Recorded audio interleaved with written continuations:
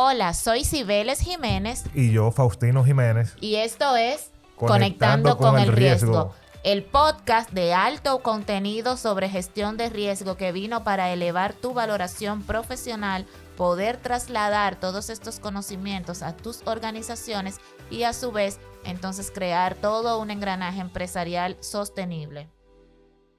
Hola Faustino, ya de vuelta finalmente y gracias a Finalmente aquí Dios.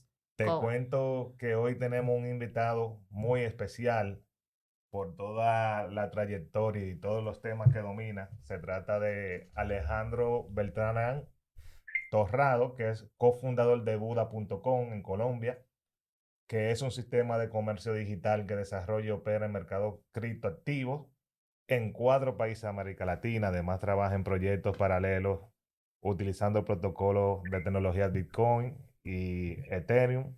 Promueve proyectos de educación y diseño de productos digitales como codirector de la Fundación Blockchain Colombia. Pero además, Alejandro le encanta todo el tema de nuevas tecnologías y vive promocionando nuevos negocios, nuevos startups.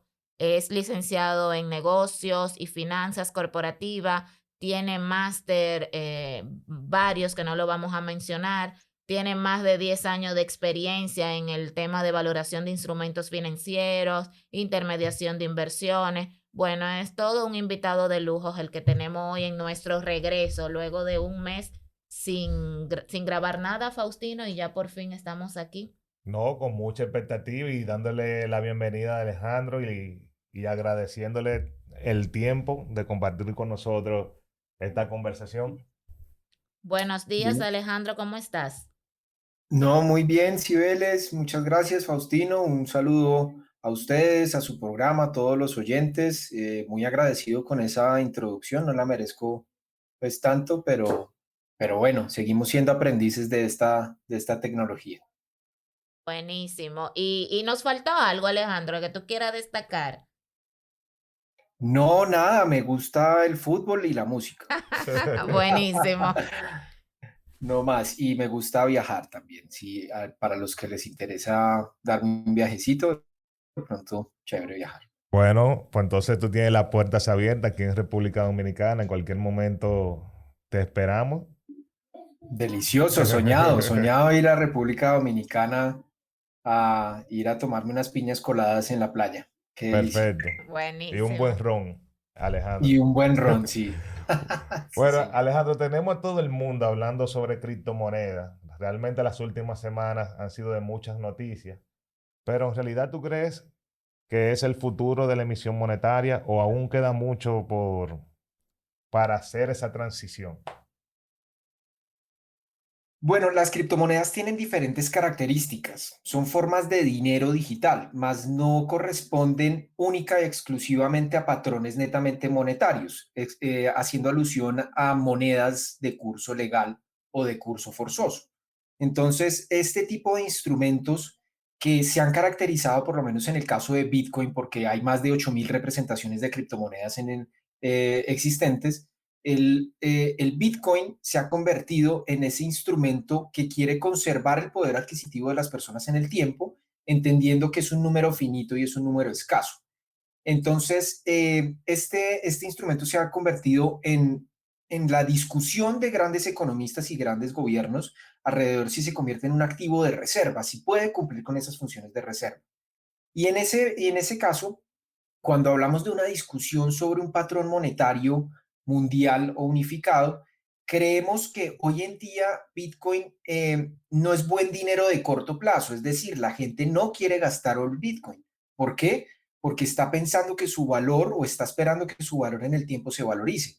Por ende, ¿qué está gastando? Está gastando la moneda de curso legal, aquella que se imprime de forma indefinida e ilimitada y que no tiene o por lo menos no conserva el poder el valor adquisitivo en el tiempo, entendiendo que el poder del dinero, el dinero pierde valor por dos vías, por la inflación, es decir, por los precios, por la inflación de los precios y por el costo de oportunidad. Y entendiendo esos dos componentes, la gente prefiere gastar su moneda de curso legal.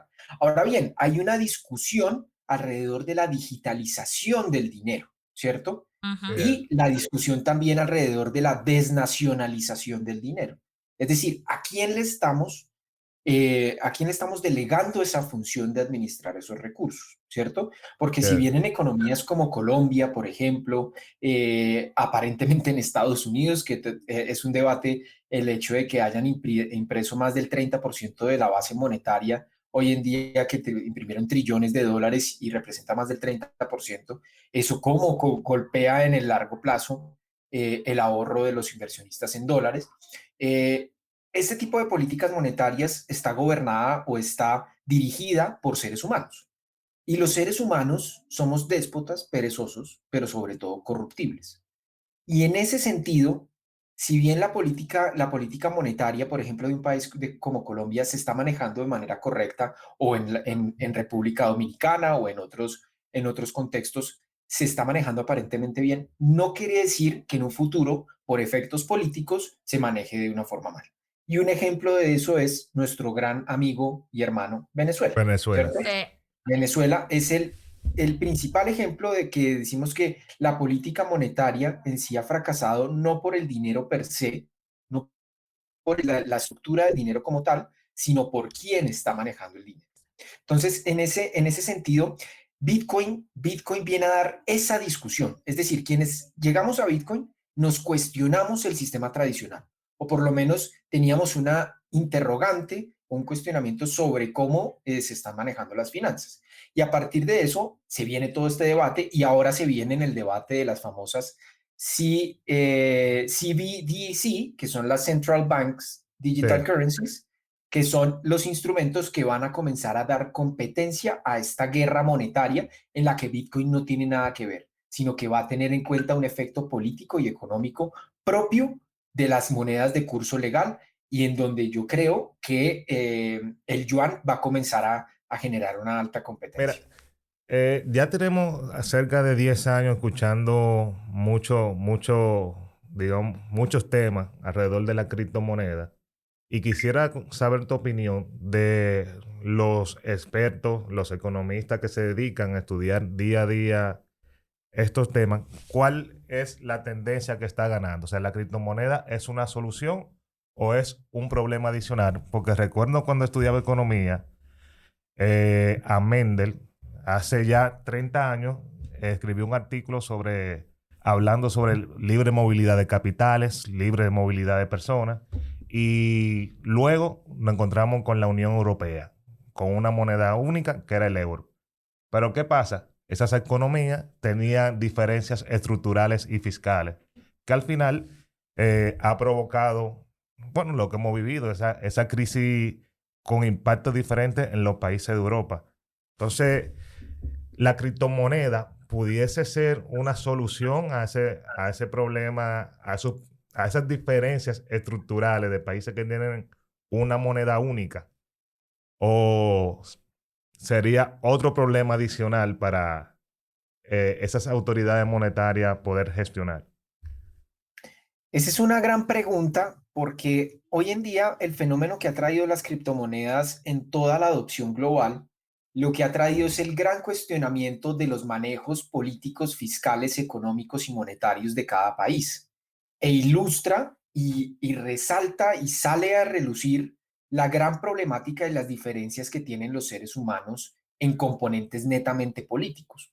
Y hablamos de componentes netamente soberanos, es decir, cómo yo mantengo mi economía y mi soberanía a partir del dinero. Hay un banquero alemán de la época de 1780 donde dice, dadme el control del dinero que no me importará quién creará las leyes. Y a partir de eso es donde se involucra el efecto político a la problemática sobre el dinero o sobre las monedas de curso legal.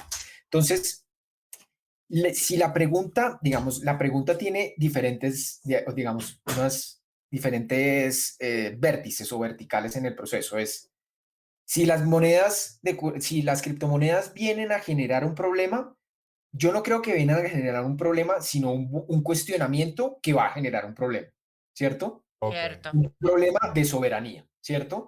Las cierto. criptomonedas per se no son un problema, son una solución al primero, a la falsificación del dinero a a la desnaturalización del dinero, al descontrol que tienen los principales gobiernos en imprimir dinero y a la solución de integración monetaria mundial, es decir, a ese nuevo orden económico que todos soñamos, que es, oiga, mandarle dinero a una persona sin necesidad de un intermediario y tan fácil como un correo electrónico. Creo que eso viene a discutir las criptomonedas hoy en día.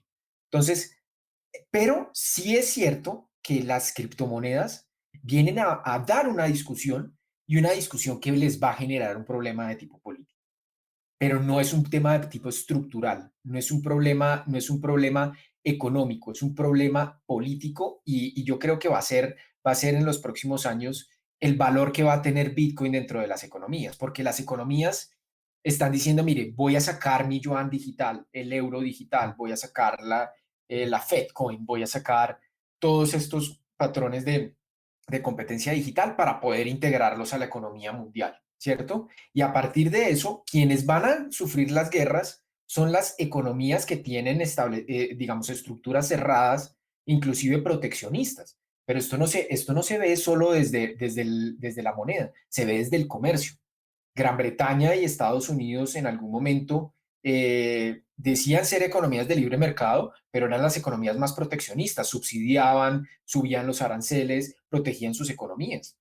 Y eso fue lo que hizo que gran parte de ellos creciera y creciera sobre la colonización, es decir, sobre la imposición de sus productos ante el mercado. Entonces estamos hablando de una guerra política monetaria que no va a intervenir Bitcoin, pero que la gente, y que de hecho en esta guerra comercial de China y Estados Unidos, lo que vio y gran parte de la causa del crecimiento del precio de Bitcoin es que la gente vio en Bitcoin un mecanismo contracíclico al mercado, es decir, que no interviniera con respecto a los efectos económicos y políticos de una sola economía. Por ende, la gente sí va a ver el valor de Bitcoin real en los Claro. próximos años y esto apenas comienza, pienso yo. Entonces el Bitcoin va a ser la moneda de referencia cuando empiecen a salir las otras monedas ya con una, digamos, de propiedad de cada uno de los bloques económicos. No estoy seguro si sea la moneda de referencia, pero sí va a ser por lo menos uno de los principales activos de reserva a nivel mundial, sustituyendo o por lo menos en los próximos años se espera que sustituya activos de reserva como el oro, que hoy en ¿Eh? día es el activo de reserva más importante en el mundo. Entonces, creo que el Bitcoin tiene la capacidad de sustituir activos de reserva. Más sin embargo, que sea el patrón de referencia a nivel mundial, como les digo, yo creo que Bitcoin como dinero hoy en día no es tan bueno porque la gente no quiere pagar, no quiere gastar sus Bitcoins. ¿Para qué yo voy a pagar? O sea, es novedoso pagar en un establecimiento de comercio con No, Bitcoin. Mas, claro. sin embargo, no es estratégica financieramente, no es bueno gastar sus Bitcoins hoy en día.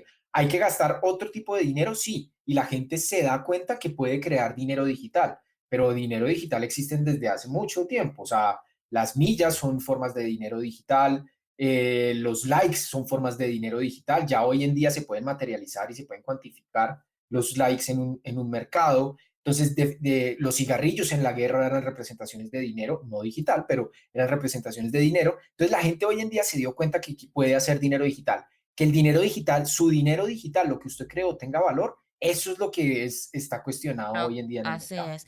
Y yo te pregunto, Alejandro, en base a ese comentario que tú acabas de hacer, muchos bancos centrales se han pronunciado advirtiendo de que las criptomonedas en general no cuentan con el respaldo de esos bancos centrales o con una protección legal de quien decida invertir en ellos. Pero tú me acabas de decir todo un análisis económico y de integración y de cómo hoy en día se está aceptando el Bitcoin como algo natural. Entonces, ¿cómo se logra confluir con esas dos ideas? ¿Cómo los criptoactivos se integran en el sector financiero, en el engranaje económico de cualquier país?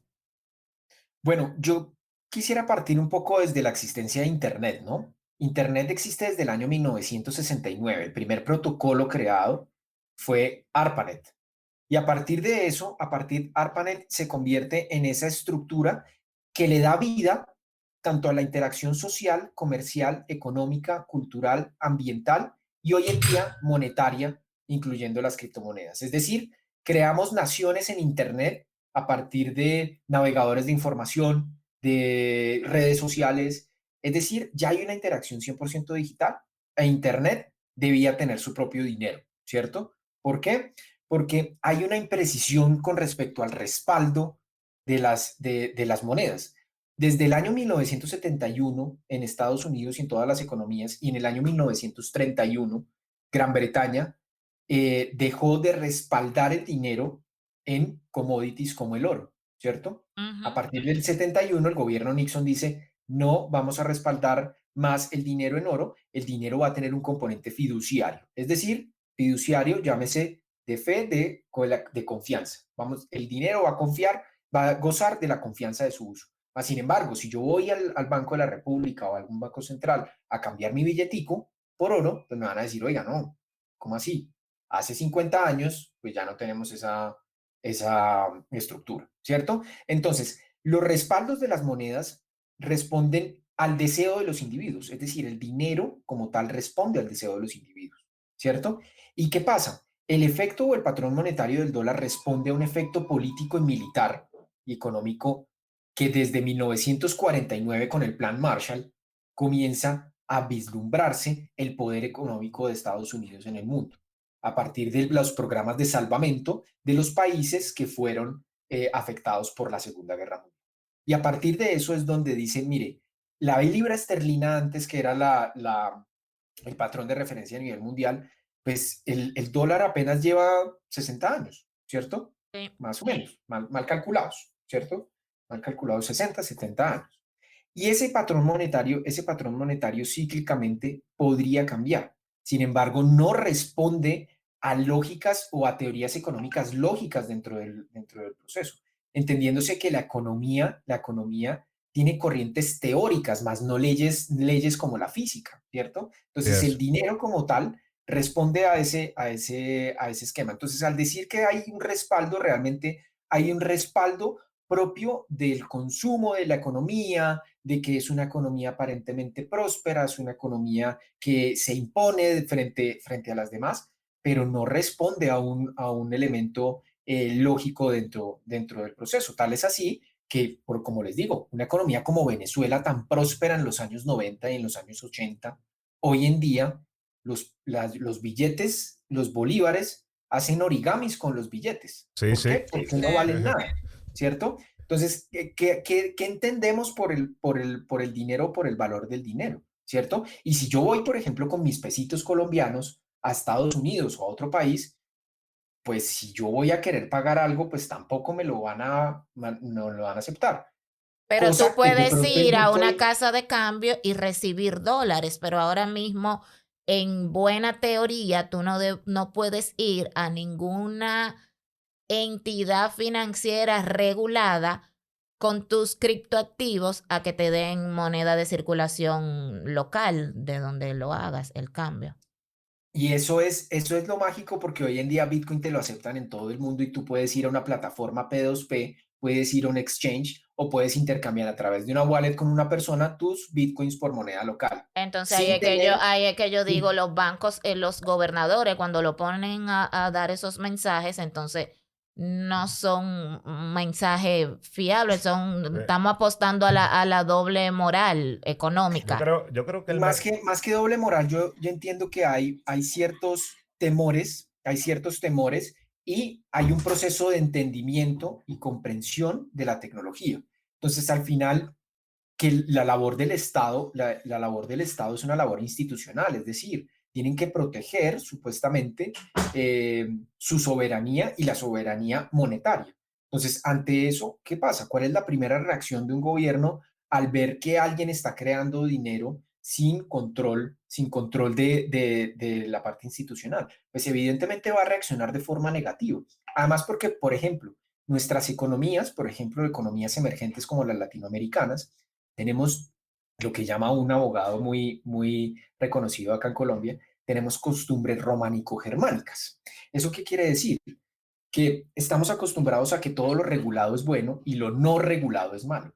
Ojo, No regulado no quiere decir que sea O, ilegal. claro, Simplemente hay un Correcto, marco normativo o, claro para eso. o no correcto. regulado por una autoridad, digamos, de un país, porque regulado por el Exacto. propio sistema en que funciona. Exacto, nosotros nos Claro. quejamos mucho que el Estado, que los políticos, que roban plata y todo eso, pero al momento de confiar en alguien, nos toca confiar en el Estado como única entidad que nos dice que está bien y que está mal.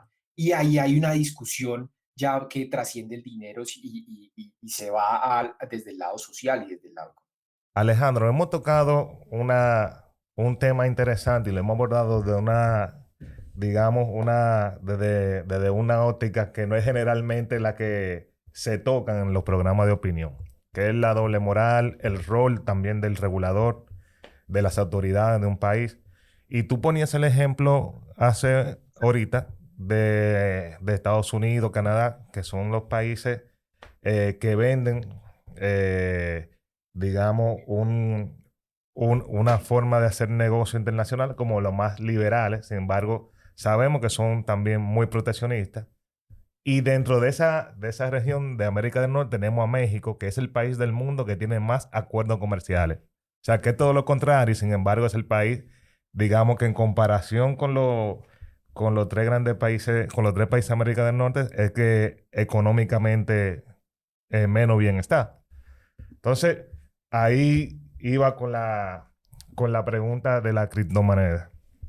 Los bancos centrales han establecido posiciones contra Bitcoin, contra Ethereum, pero a su vez están promocionando o están incursionando en monedas, en criptomonedas digamos, de su propia creación.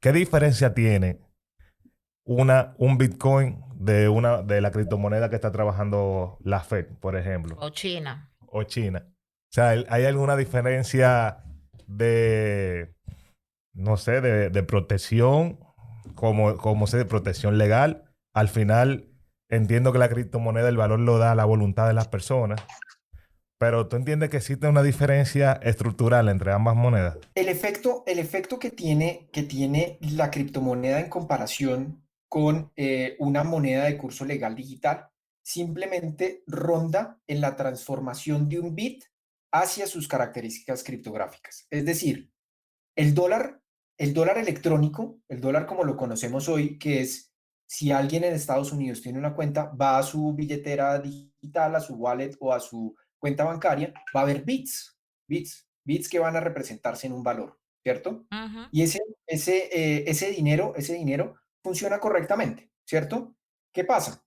Un sistema digital no va a hacer que el dólar cambie directamente, que sus características criptográficas o sus características tecnológicas tengan alguna diferencia para optimizar la infraestructura de la Reserva Federal o generar mecanismos mucho más seguros para el usuario, no va a hacer que el dólar cambie su valor en el tiempo. Por el contrario, simplemente lo que va a afianzar o lo que va a tratar de integrar son sistemas que tecnológicamente puedan ser intercambiables de forma muy, muy rápida. ¿Y por qué? Porque hoy en día tenemos un sistema que existe desde hace más de 50 años, que es el sistema SWIFT. Y el sistema SWIFT no se ha modificado. Es decir, yo todavía para enviar dinero a Estados Unidos o para que me envíen dinero de Estados Unidos, tengo que esperar hasta el otro día o inclusive puedo demorarme hasta 5 días en recibir el dinero.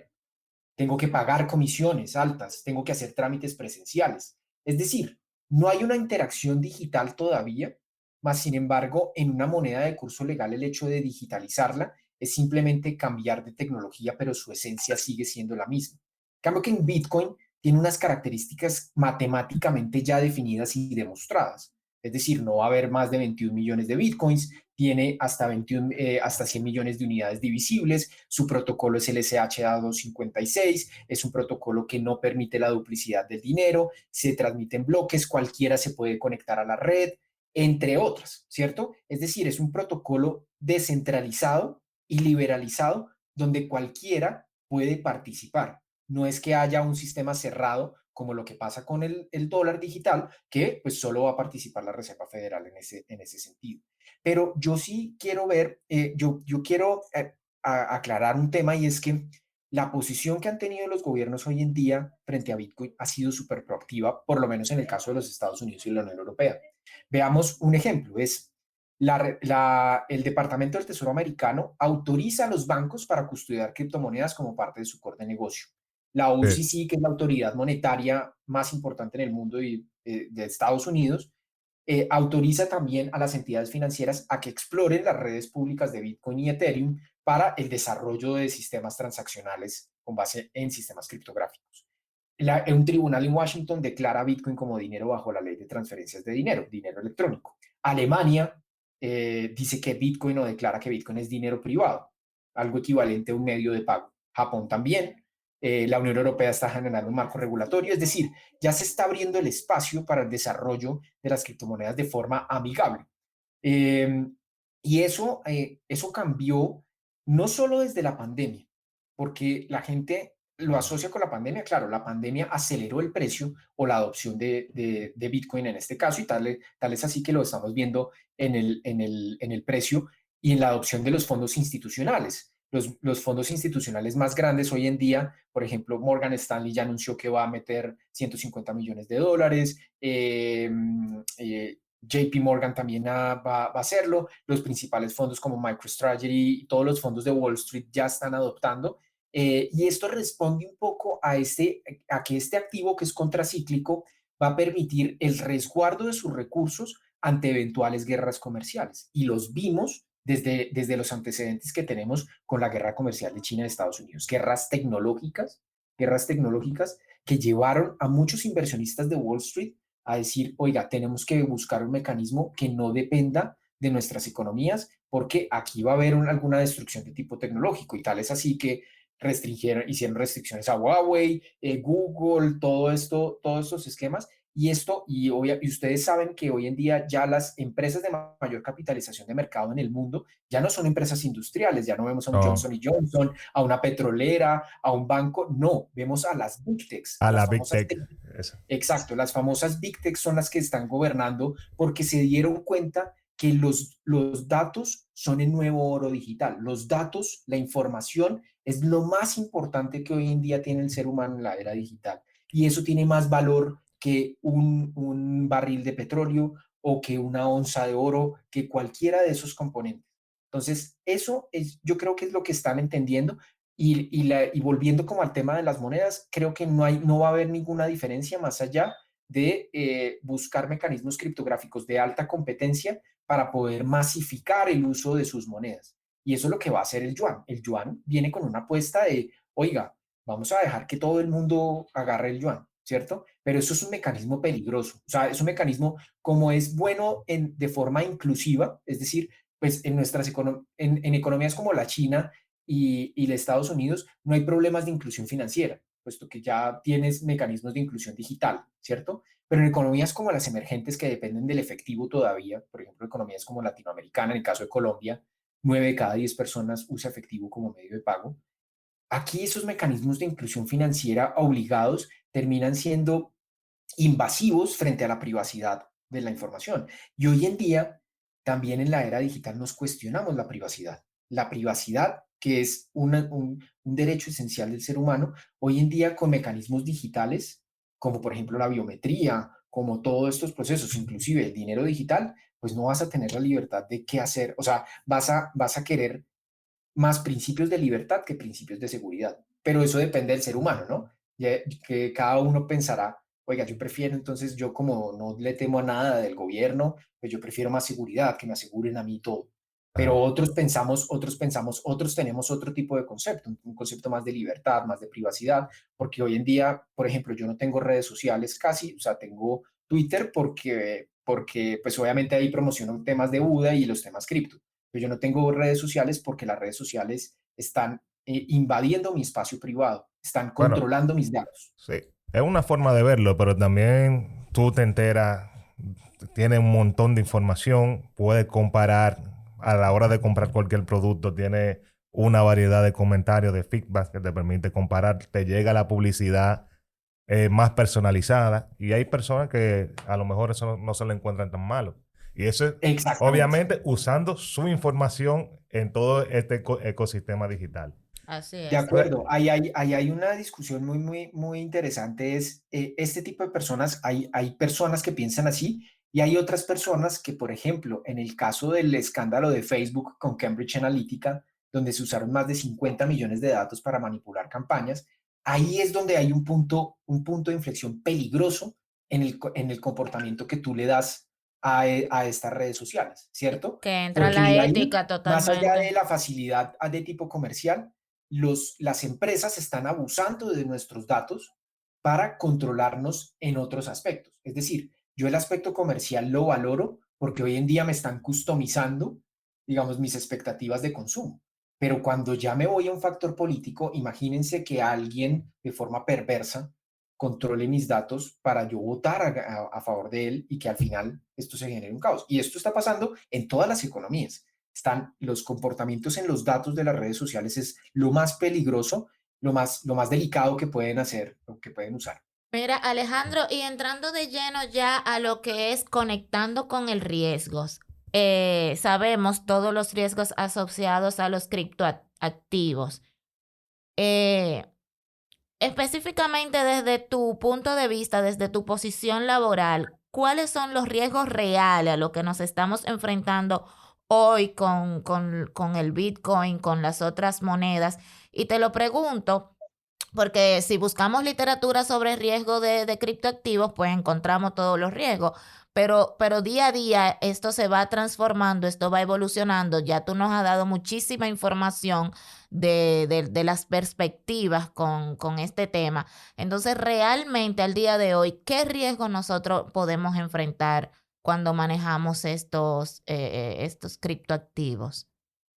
Bueno, uno de los principales riesgos que se manejan los criptoactivos es el riesgo de mercado, es decir, los precios atados al Bitcoin o a otras criptomonedas son de alta fluctuación, es decir, son instrumentos que al igual que los instrumentos de renta variable en los mercados tradicionales, son atados por oferta y demanda.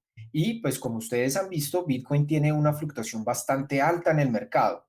Sin embargo, esas fluctuaciones, quienes estamos en Bitcoin ya estamos acostumbrados a tener el estómago para aguantar inclusive caídas de hasta el 83% de su valor, Claro, ¿cierto? claro. Esa fluctuación o el precio de mercado es lo que tienen que tener en cuenta las personas que van a acceder a Bitcoin como un instrumento netamente de inversión, Y si ¿cierto? lo vemos Porque no como un inversor persona física, que sí hay que hacer estómago, como tú acabas de decir, pero quizás ya viéndolo de manera más estructural, un intermediario de Bitcoin, una empresa que ya sabemos que muchísimos commodities hoy se cotizan en criptoactivos, ¿cómo puede gestionar ese riesgo? bueno, el riesgo de mercado se gestiona alrededor de la estructuración y concentración de los portafolios de inversión.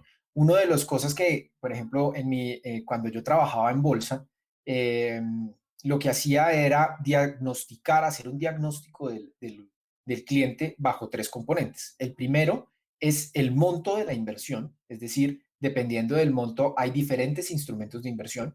El perfil de riesgo, es decir, si esta persona es de perfil conservador, moderado o arriesgado, y el horizonte de esa inversión, puesto que en las criptomonedas y en los instrumentos de renta variable, pues invertir a un mes genera un componente alto de riesgo.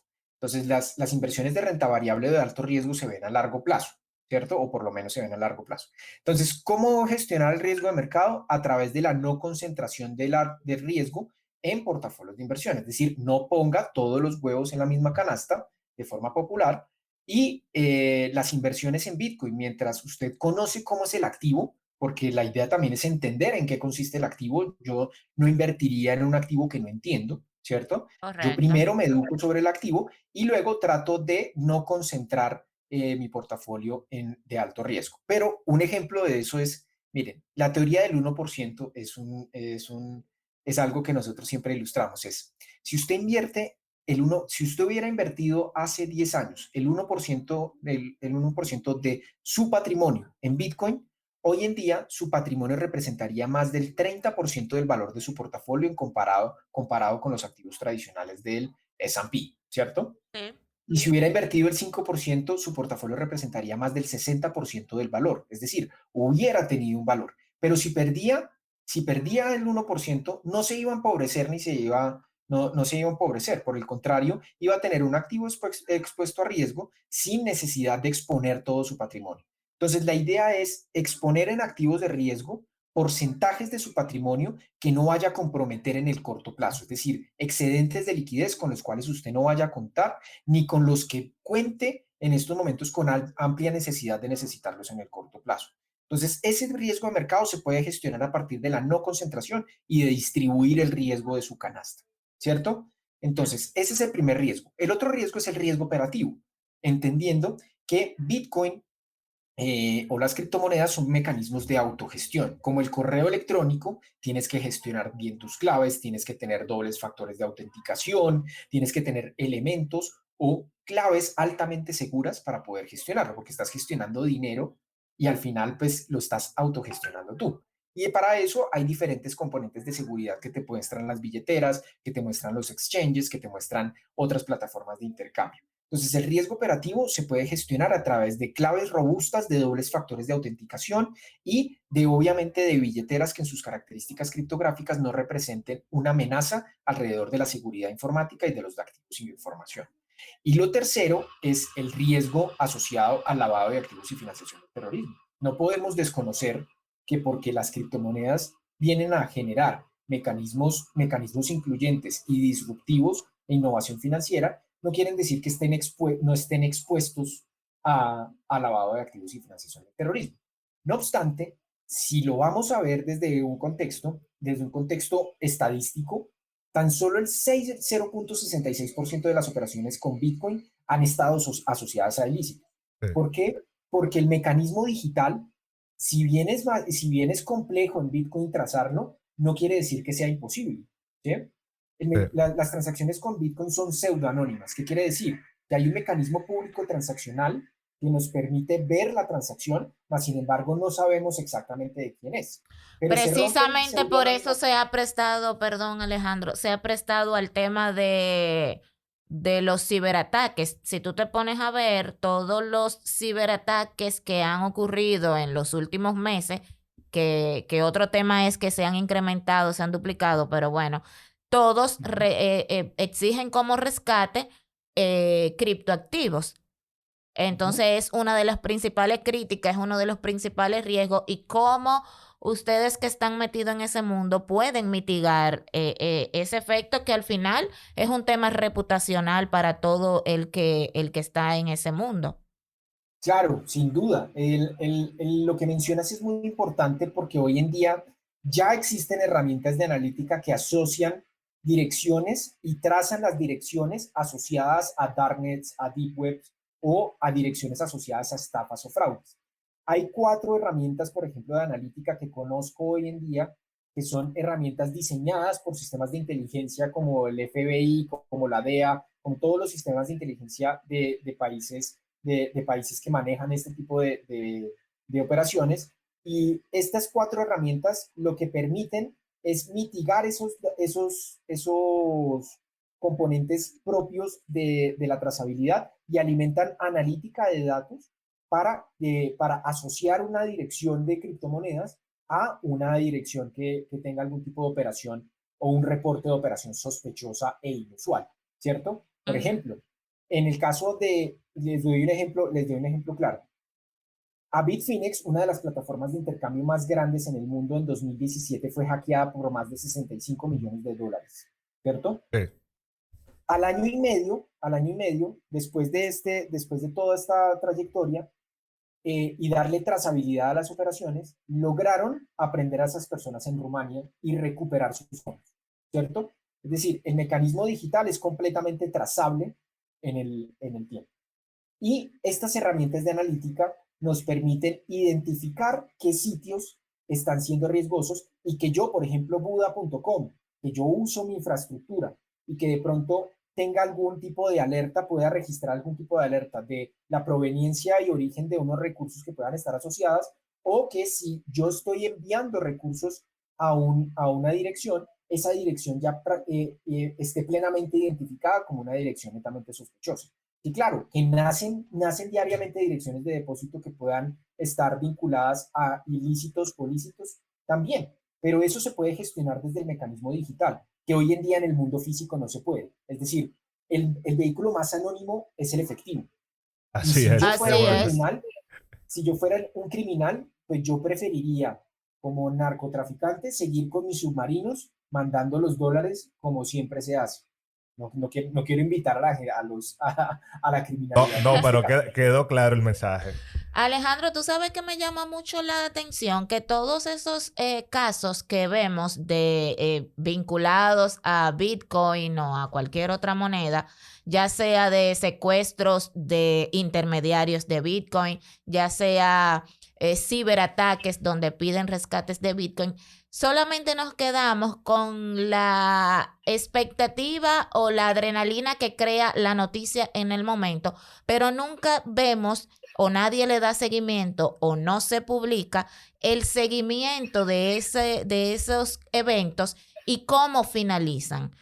Entonces, ¿qué tú me puedes decir sobre eso? ¿Eso es así? ¿Nadie le da seguimiento o no se publican porque el desenlace nunca es el más halagüeño para todos, envuelve mucho riesgo reputacional? ¿O qué es lo que pasa con eso? Pues La nueva modalidad de yo veo, secuestro de datos. bueno, hay algo que yo denomino el sensacionalismo mediático. ¿Y qué quiere decir? El sensacionalismo mediático es cómo buscar que la noticia genere clics para que la gente se atraiga sobre la noticia. Y cuando hablamos de temas de criminalidad, hoy en día ya no nos sorprende que los criminales usen monedas de curso legal para sus transacciones. ¿Por qué? Porque es lo más habitual. Es decir, yo voy a intercambiar, voy a comprar, si voy a comprar drogas, obviamente yo no compro drogas para hacer la aclaración, pero si yo voy a comprar drogas, pues lo voy a hacer con los dólares, voy a ir con mis billetes y le voy a hacer una transacción, lo mismo con mis pesos colombianos voy a hacer, ¿cierto? Pero Ujú. entonces vamos a hacer dos comparativos de noticias, es decir, la noticia que hay en una transacción ilícita con monedas de curso legal y la transacción ilícita con Bitcoin, ¿cierto? Lo que genera más clics en estos momentos por atracción mediática es La la de del Bitcoin, Bitcoin, sí, porque es bastante totalmente. novedoso el modus operandi de cómo se utilizan las criptomonedas para transacciones ilícitas. Sin embargo, va a perder vigencia el hecho de que yo haga una transacción ilícita y diga que lo hicieron con dólares. La gente dice, mire, hicieron una transacción, compraron drogas y lo hicieron con dólares. ¡Ah! No, la gente no hace eso. En cambio que si le dicen, hicieron una transacción ilícita y lo hicieron con bitcoins. Entonces, Pero, claro, la gente busca ese sensacionalismo y la verdad, cuando lo ves estadísticamente, quien realmente ha hecho más transacciones ilícitas en la historia ha sido las monedas de curso legal. pero El Totalmente, Bitcoin es pero el mi elemento, punto elemento es, que mediáticamente vende.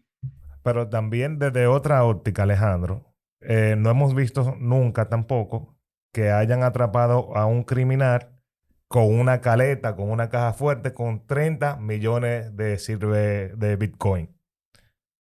Pero sí lo vemos regularmente que atrapan a un delincuente que tiene 30 millones de dólares en efectivo, 20 millones de pesos dominicanos en efectivo, es lo común. Uh Entonces, -huh. también debemos verlo desde esa óptica. Claro, pero desde la óptica al final termina siendo las mismas características de la transacción, solo que lo que te representa más valor en la parte mediática es que usaste Bitcoin si no usaste la transacción. Obviamente hubo, por ejemplo, una noticia en 2018 que desmantelaron una banda de criminales colombianos desde Cúcuta que mandaba droga a España y cuya transacción se hizo en Bitcoin, ¿cierto? O en criptomonedas, porque ni siquiera mencionaron cuál era Pero, la ¿cuál era criptomoneda la del criptomoneda? valor. pero una consulta, ¿qué pasó con esa criptomoneda? ¿El Estado se la quitó? O sea, ¿pasó a ser un bien público o se quedó en en la nada? O sea, Ese es mi punto. Sí, tenemos mucho, toda la noticia sensacionalista, pero no le damos seguimiento a qué ha pasado con esos criptoactivos, quién estuvo detrás. No le tenemos cara a ningún personaje. Nunca nos quedamos con la sensación de la noticia. No Sí, tenemos información, una investigación más allá de eso. Y una, ahí es que yo me quiero una enfocar en consulta, dónde vamos. Alejandro. Tenemos casos donde el Estado se ha apropiado, no sé si es el término correcto, digamos, de ese dinero ganado de manera fraudulenta.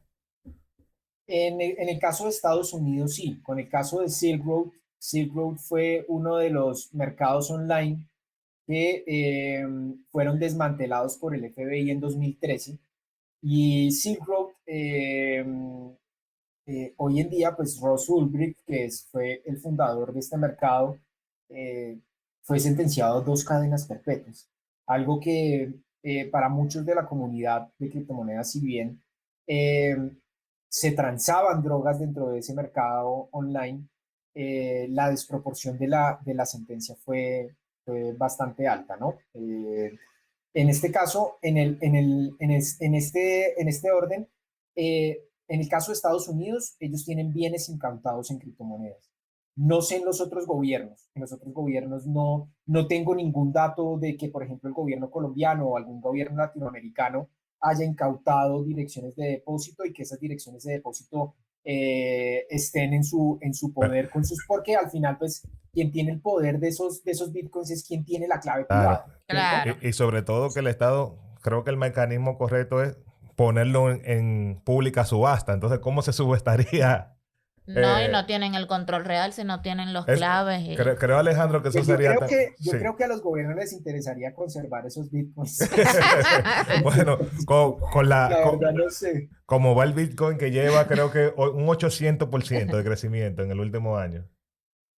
¿Está? Pues pasamos de Entonces, un Bitcoin en 2020 rondando los $7,000 a comienzos de enero y va en 63,000. va a 63 Así mil es. dólares, una locura. Alejandro, ¿cuál es el papel de las stablecoins? Y ya vamos casi cerrando nuestra super conversación de hoy. Bueno, las stablecoins son tokens colateralizados con activos, con cualquier tipo de instrumento, llámese una moneda de curso legal o llámese un commodity u otro tipo de activo. Entonces, lo que hace es tokenizar, digamos, el token es una unidad de cuenta digital que criptográficamente está respaldada y ese token replica el movimiento de este instrumento. En este caso, por ejemplo, el dólar americano, hay un stablecoin que replica el dólar americano. Y cada token está respaldado por un instrumento físico, o sea, o por un dólar americano, o por, en el caso, activos subyacentes que repliquen el movimiento de ese, de ese token, Entonces ¿cierto? me ayuda a mitigar riesgos, ¿cierto? Pues más que todo como está en el movimiento de una moneda de curso legal, el movimiento de la moneda de curso legal tiende a uno, es decir, tiende a un valor par, ¿cierto? Ujú. Y ese valor par, en la medida en que se mantenga, pues la gente puede crear mecanismos de intercambio en dólares sin tener realmente los dólares físicos, sino simplemente hacerlo a través de un índice, porque el token se convierte como en un índice que replica el movimiento de Del la moneda, activo ¿cierto? subyacente.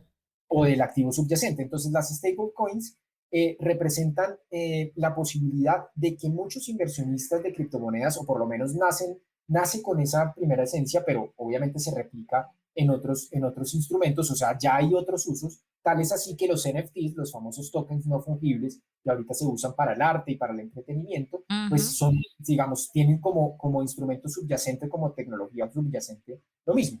Entonces, esto lo que hace es que, por ejemplo, si yo voy a comprar una acción afuera o voy a comprar una criptomoneda afuera porque resulta que el precio está más barato en Colombia que en República Dominicana, pues yo lo que hago es utilizar un instrumento par de intercambio, ¿cierto? Un instrumento par equivalente como el dólar, que es el principal patrón de referencia, y envío a mi moneda, intercambio sobre mi moneda el valor par para que después pueda comprar esa criptomoneda. Entonces se convierte en un instrumento alternativo, más sin embargo, pues tiene el mismo respaldo o tiene la misma fluctuación o tiene las mismas condiciones que una moneda de curso legal. Jurídicamente no las tiene, ¿no? Ujú. Jurídicamente no tiene las mismas facultades, pero replica el movimiento de un precio que puede ser intercambiable y que tiene características criptográficas altamente seguras. Alejandro, nos quedamos como siempre ávidos de seguir conversando, pero sabes que en este tipo de formato el tiempo es limitado. Nos encantó conversar contigo. De verdad nos transmitiste muchísimos conocimientos técnicos, que al final es el objetivo de este medio. No sé si tú quieres dirigir algún mensaje final a nuestra audiencia. También, bueno, agradecerte por toda la paciencia, por todo el apoyo que tú nos has dado. Te paso la palabra y luego a Faustino para el cierre. Bueno, no, a ustedes muchas gracias por el espacio en Conectando con el Riesgo. Espero que la charla haya sido muy productiva para quienes la van a oír. Para quienes de pronto no conocen a Buda.com, nos pueden seguir en redes sociales como @Buda.com. También está la página de Buda.com. Y muy importante, una reflexión que yo hago es cuando ustedes van a exponerse a un activo como Bitcoin o a cualquier instrumento, llámese en la era digital o en la era física, primero edúquense, primero entiendan el activo, no lo hagan simplemente porque hay una tendencia y hay una moda a su adopción, sino que entiéndanlo desde la parte esencial, porque Bitcoin no solo es un instrumento de inversión, es un instrumento revolucionario, es un instrumento que va a cambiar el nuevo orden, va a generar un nuevo orden económico y una transformación digital real dentro de las economías. Entonces, para eso, pues nosotros tenemos una academia que se llama Academia Buda, que la pueden ver en la página, y son 12 capítulos muy corticos para entender por qué tiene Bitcoin la importancia hoy en día en las economías y cuál va a ser y cuál creemos que va a ser el futuro en su adopción más allá del precio. Entonces, esa es como la reflexión y muchas gracias a todos por este espacio. Muchas gracias a ti, Alejandro. Te dejamos la puerta abierta. Creo que va a ser necesario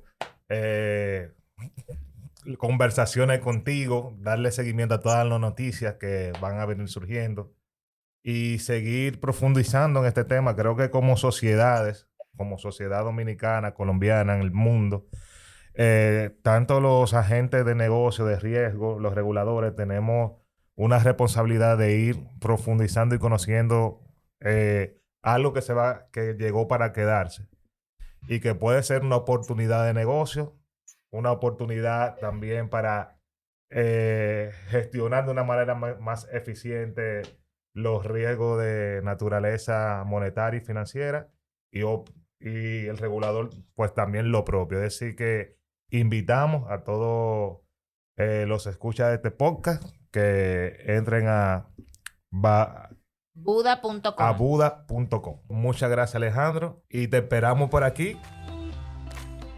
Gracias por acompañarnos en un nuevo episodio de Conectando con el Riesgo. Cualquier consulta nos la pueden hacer llegar a nuestro correo conectandoconelriesgo@gmail.com, en redes sociales, en Instagram, Conectando con el Riesgo, y en Twitter, Conecta con el Riesgo. Y recuerden que nos pueden escuchar en todas las plataformas para podcast como Spotify, TuneIn, iPodcast, Google Podcast y también en nuestro canal de YouTube.